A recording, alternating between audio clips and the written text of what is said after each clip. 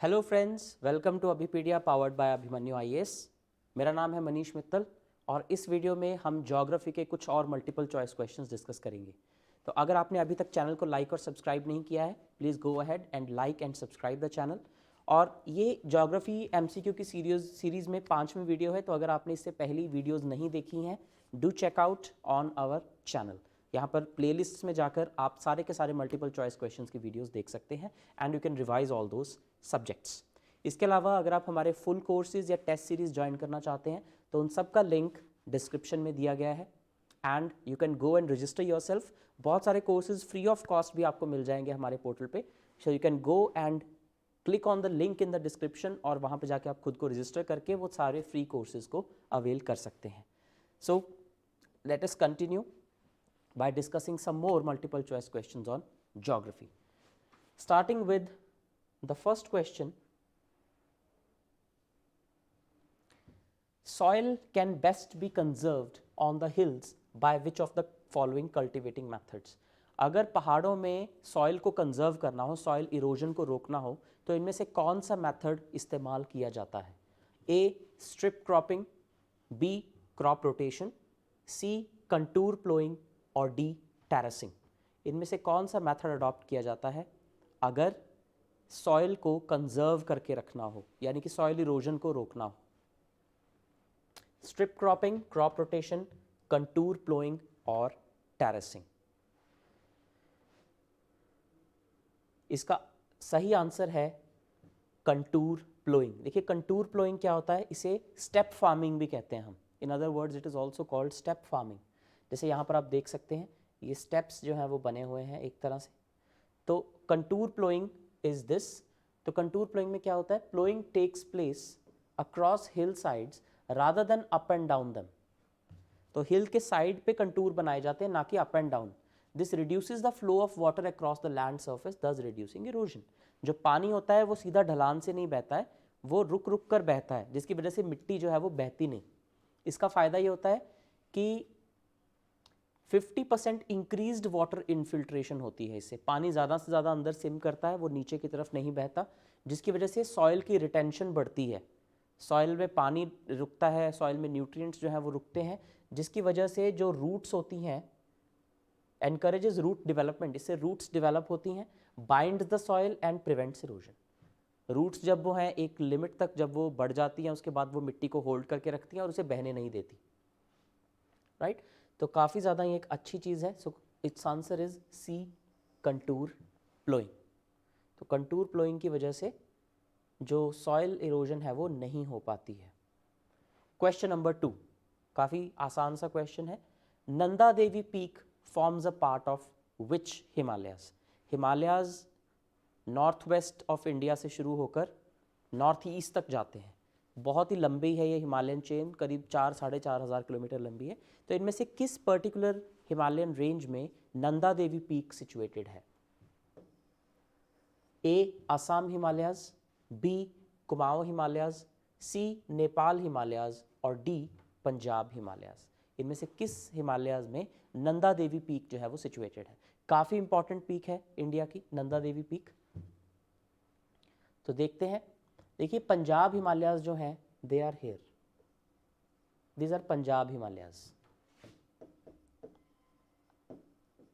उसके बाद नेपाल हिमालयाज जो हैं वो यहाँ पर हैं।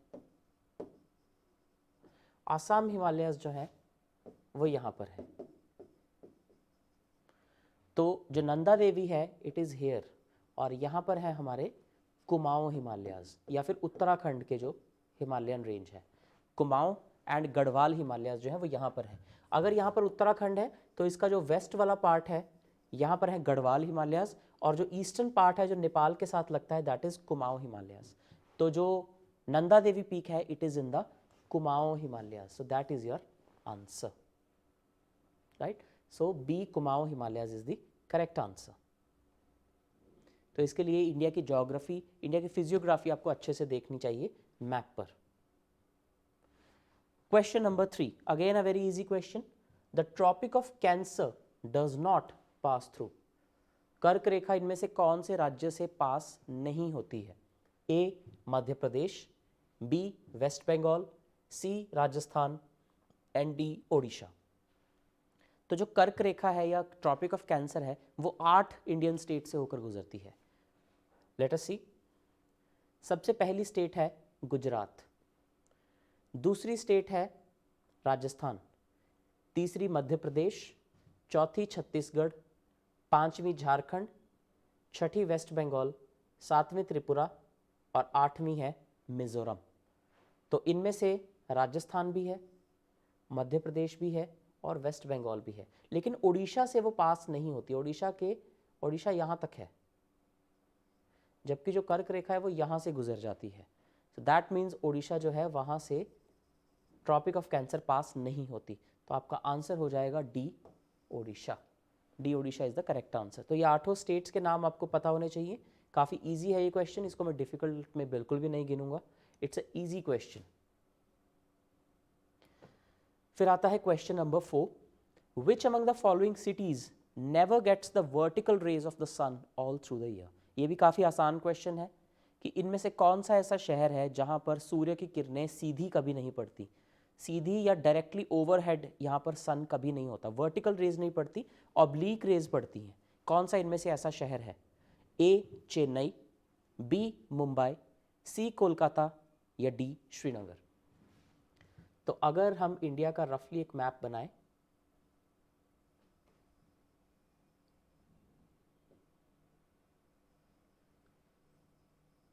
कुछ इस तरह से, तो इसमें अगर अब इन चारों शहरों को हम लगाने की कोशिश करें, so it is something like this. तो अगर यहाँ पर हम चारों शहरों को लगाने की कोशिश करें, चेन्नई जो है वो यहाँ पर है, उसके बाद Mumbai is here, Kolkata is here और श्रीनगर जो है वो यहाँ पर है। तो अब इनमें से कौन सी ऐसी लोकेशन है जहां पर सूर्य की किरणें कभी सीधी नहीं पड़ती? देखिए, सूर्य की किरणें सीधी वर्टिकल रेज कहां पर पड़ती हैं?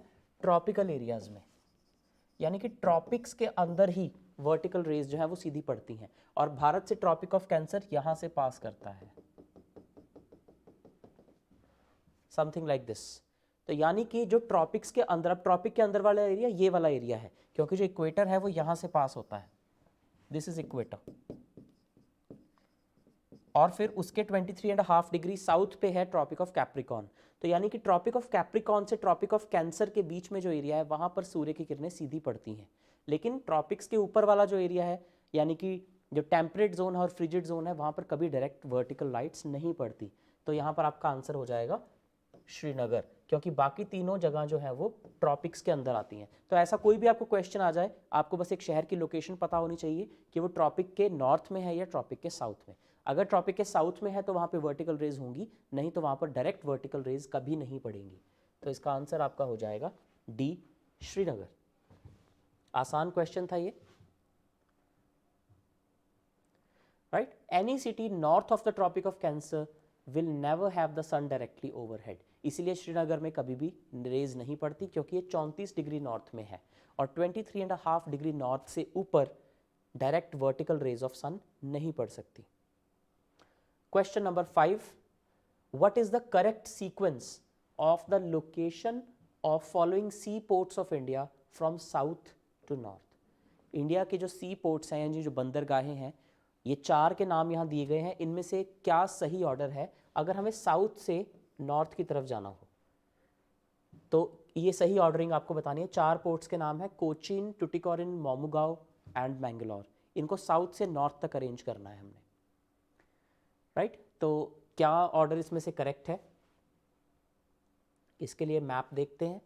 तो इस मैप में अगर हम देखें तो सबसे नीचे हमारे पास है टुटिकोरिन, यानी कि सबसे पहले आएगा टुटिकोरिन। सेकेंड नंबर पे आता है कोचीन, थर्ड पे आता है मैंगलोर एंड देन आता है मोमुगांव। सो right order is Tuticorin, Cochin, Mangalore and मोमुगांव। तो आपका आंसर हो जाएगा सी, सबसे नीचे Tuticorin, then Cochin, then Mangalore and then मोमुगांव।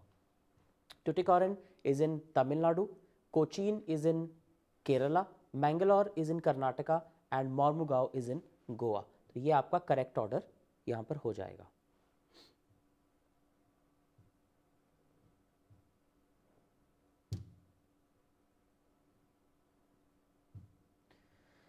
उसके बाद चलते हैं क्वेश्चन नंबर 6 पे। ब्लैक रेवोल्यूशन यानी कि काली क्रांति किस चीज़ की प्रोडक्शन को लेकर है? बहुत सारी अलग अलग रेवोल्यूशंस हैं, golden revolution, silver revolution, green revolution तो हमें पता ही है, फूड ग्रेन्स के लिए है। तो ब्लैक रेवोल्यूशन इनमें से किससे डायरेक्टली रिलेटेड है? A coffee production, B coal production, C crude oil production, या फिर डी चॉकलेट प्रोडक्शन। कॉफ़ी की पैदावार, कोल की प्रोडक्शन, क्रूड ऑयल की प्रोडक्शन, या फिर चॉकलेट की प्रोडक्शन। इनमें से किस पर्टिकुलर प्रोडक्ट की प्रोडक्शन को बहुत ज़्यादा बढ़ाने के लिए ब्लैक रेवोल्यूशन टर्म इस्तेमाल की जाती है? यस, देखिए यहाँ पर जो करेक्ट आंसर है हमारा that is C, crude oil production. Crude oil production के लिए ब्लैक रेवोल्यूशन टर्म को इस्तेमाल किया जाता है। So black revolution is related to crude oil production. सीधा सा क्वेश्चन था ये। Next question number 7, consider the following specific stages. ये थोड़ा सा इंपॉर्टेंट क्वेश्चन है आपकी डेमोग्राफी के पॉइंट ऑफ व्यू से। Consider the following specific stages of demographic transition. Demographic transition यानी कि पॉपुलेशन जो है वो कैसे अलग अलग स्टेजेस से गुजरती है। किसी भी देश में जो जनसंख्या है वो कैसे बढ़ती या कम होती है, उसकी कुछ स्टेजेस होती हैं कि वो डेमोग्राफी कैसे ट्रांजिशन कर रही है एक से दूसरी स्टेज पे। तो इकोनॉमिक डेवलपमेंट से अगर हम डेमोग्राफिक ट्रांजिशन को जोड़कर देखें तो इनमें से इन स्टेजेस को सही ऑर्डर में लगाइए कि अगर कोई देश इकोनॉमिकली बहुत अंडर डेवलप्ड है, फिर वो थोड़ा सा डेवलप कर गया, फिर वो काफ़ी ज़्यादा डेवलप हो गया, तो ऐसे में उनकी पॉपुलेशन जो है वो कैसे कैसे चेंज होगी। First, low birth rate with low death rate. Second, high birth rate with high death rate. Third, high birth rate with low death rate. इनको सही ऑर्डर में लगाना है, 1 2 3, 2 1 3, 2 3 1 और 3 2 1। इनमें से कौन सा सही ऑर्डर है अगर हम इकोनॉमिक डेवलपमेंट के पॉइंट ऑफ व्यू से देखें? यानी कि एक देश पहले बहुत ही कम डेवलप्ड था तो उसमें इनमें से क्या सही था, फिर वो थोड़ा ज़्यादा डेवलप हुआ तो सेकंड स्टेज कौन सी आई, और वो और ज़्यादा डेवलप हो गया तो थर्ड स्टेज कौन सी है? That is what you have to answer. और ये कहीं ना कहीं इंडियन सिचुएशन पे भी अप्लाई होता है। इंडिया भी इन तीनों स्टेजेस से गुजर चुका है। अभी फिलहाल इंडिया जो है वो थर्ड स्टेज में चल रहा है, राइट। तो देखिए, जब कोई कंट्री बहुत अंडर डेवलप्ड होती है तो वहाँ पर एजुकेशन बिल्कुल नहीं होती है, देयर इज़ नो एजुकेशन, लोग अवेयर नहीं होते, तो बर्थ रेट बहुत हाई होता है, there is a very high birth rate there. और क्योंकि वहाँ पर हेल्थ फैसिलिटीज़ अच्छी नहीं है, न्यूट्रिशन अच्छा नहीं है, डेवलपमेंट का इंडिकेटर्स अच्छे नहीं हैं, इसलिए वहाँ पर डेथ रेट भी बहुत ज़्यादा होता है। बर्थ रेट भी बहुत ज़्यादा होता है, डेथ रेट भी बहुत ज़्यादा होता है। जैसे कि इंडिया में इंडिपेंडेंस के आसपास था, और इंडिपेंडेंस और उसके जस्ट बाद ये सिचुएशन थी इंडिया में। तो सबसे पहले आपका आ जाएगा 2। उसके बाद अब जैसे जैसे साइंस एंड टेक्नोलॉजी डेवलप करेगी, वैक्सीनेशंस आएंगी, महामारियों को रोकने के लिए सरकार कुछ करेगी, धीरे धीरे न्यूट्रिशनल डेफिशिएंसीज फिल होनी शुरू होंगी और कंट्री की जीडीपी डेवलप करेगी, वैसे वैसे डेथ रेट जो है वो कम होना शुरू हो जाएगा। अब कम लोग मरेंगे। जैसे कि इंडिया ने बहुत सारी बीमारियों के ऊपर अब काबू पा लिया है पिछले 50 सालों में। बहुत सारी ऐसी बीमारियां हैं जो पूरी तरह से ख़त्म कर दी है इंडिया ने, जैसे कि पोलियो हो गया, उसके पहले भी बहुत सारी बीमारियां। So there is universal vaccination programme going on now. तो उससे डेथ रेट हमारा कम हो गया है, लेकिन बर्थ रेट अभी हाई था, बर्थ रेट अभी भी हाई है। बर्थ रेट हाई होने का एक और कारण ये भी होता था कि जब बच्चे, जैसे लोग बहुत सारे बच्चे पैदा कर लेते थे क्योंकि उनको पता होता था कि इनमें से आधे तो सर्वाइव ही नहीं करेंगे। This used to happen in 1950s 60s 70s, ये वो वक्त था। लेकिन अब जब डेथ रेट लो हो गया फिर भी लोगों ने बर्थ रेट को हाई रखा। इसीलिए हम नोटिस करेंगे कि जो 50s 60s 70s की जनरेशन्स हैं वो, उनमें जो ब्रदर सिस्टर्स हैं वो बहुत ज़्यादा हुआ करते थे, because that was the time of population explosion in India, 50s 60s and 70s। तो अभी बर्थ रेट हाई रहा लेकिन डेथ रेट लो होना शुरू हो गया, that is the second stage. उसके बाद फाइनली आता है कि डेथ रेट तो आपका लो ही है, अब बर्थ रेट भी लो होना शुरू हो गया है। बर्थ रेट क्यों लो होना शुरू हो गया? क्योंकि लोग जो हैं वो अब इकोनॉमिक डेवलपमेंट ज़्यादा होनी शुरू हो गई है, लोग ज़्यादा अवेयर हो गए हैं, तो उन्हें फैमिली प्लानिंग के बारे में पता चलना शुरू हो जाता है। गवर्नमेंट ज़्यादा अवेयरनेस फैलानी शुरू कर देती है, लोग भी ज़्यादा अवेयर हो जाते हैं, तो वो कम बच्चे पैदा करना शुरू कर देते हैं। Low birth rate is there, जिसको हम टोटल फर्टिलिटी रेट के इंडिकेटर पर देखते हैं। So that is the third stage. So 2 3 1 is your correct answer. 2 3 and 1 is the correct answer. तो ये इस सीक्वेंस में चलता है। सबसे पहले high birth rate, high death rate, underdeveloped. उसके बाद high rate of birth but low rate of death, जिसे जो डेवलपिंग स्टेज शो करता है। कई जो डेमोग्राफर्स हैं वो कहते हैं कि अभी इंडिया सेकेंड स्टेज में ही है, लेकिन धीरे धीरे हमें साइंस दिख रहे हैं कि बर्थ रेट भी कम हो रहा है, डेथ रेट तो कम है ही। So we are moving towards the third stage. तो India right now is between second and third stage. That is the correct answer.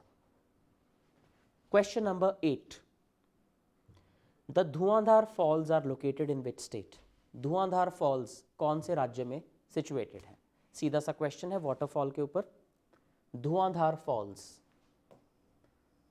these are situated on the Narmada river. Narmada river, और Narmada river दो ही important state से flow करती है, Madhya Pradesh and Gujarat.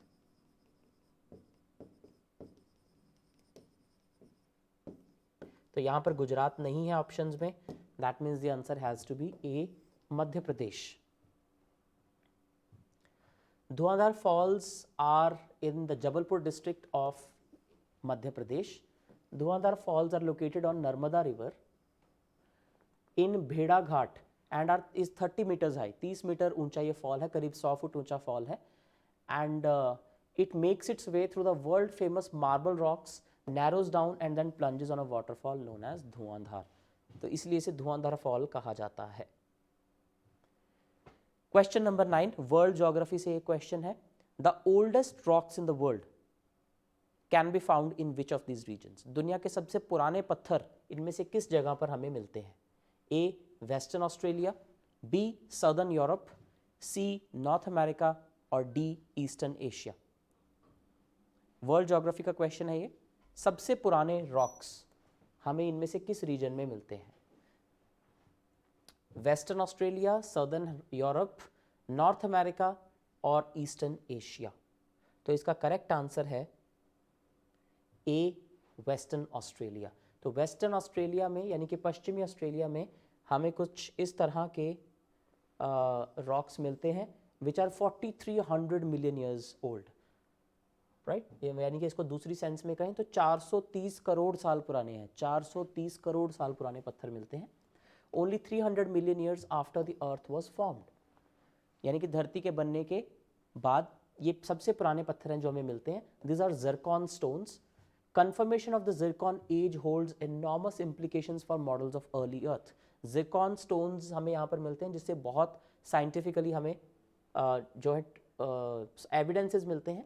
Trace elements in the oldest zircons from Australia's Jack Hills range suggest they came from water rich granite like rocks such as granodiorite और tonalite. Other studies have reported. सबसे पुराने जो ये हमें Zircon stones मिलते हैं ये western Australia में मिलते हैं। तो इसका आंसर हो जाएगा ए, वेस्टर्न ऑस्ट्रेलिया। क्वेश्चन नंबर 10, थोड़ा सा कंसेप्चुअल क्वेश्चन है ये। अब आपको इसके लिए वेजिटेशन की और क्लाइमेटोलॉजी की थोड़ी सी नॉलेज होनी ज़रूरी है। Let us see. Alpine vegetation in the western Himalayas is found only up to a height of 3000 meters. जो अल्पाइन वेजिटेशन है वो पश्चिमी हिमालय में हमें 3000 मीटर की ऊंचाई तक ही मिलती है। लेकिन अगर हम ईस्टर्न हिमालयाज में देखें यानी कि नॉर्थ ईस्ट वाली साइड पे, तो वहाँ पर ये हमें 4000 मीटर की हाइट तक मिलते हैं। यानी कि ऑल्टीट्यूड दोनों का अलग अलग है। तो ऐसा क्यों है कि वेस्टर्न में सिर्फ 3000 मीटर की ऊंचाई तक हमें अल्पाइन वेजिटेशन मिलती है जबकि ईस्ट में 4000 तक मिलती है? The reason for this is, what is the reason for this? A, Eastern Himalayas are higher than Western Himalayas. क्या ईस्टर्न हिमालयाज ऊंचे हैं वेस्टर्न हिमालय से, इस वजह से ऐसा है? Second, eastern Himalayas are nearer to the equator and sea coast than western Himalayas. क्या ये कारण है? Third, eastern Himalayas get more monsoon rainfall than the western Himalayas. और fourth, eastern Himalayan rocks are more fertile than the western Himalayan rocks. इनमें से क्या कारण है कि अल्पाइन वेजिटेशन हमें वेस्ट में कम हाइट तक मिलती है जबकि ईस्ट हिमालयाज में ज़्यादा ऊंची हाइट तक मिलती है? अल्पाइन वेजिटेशन में बेसिकली देखिए वो वाली वेजिटेशन आ जाती है जो कोल्ड एरियाज में सर्वाइव करती है।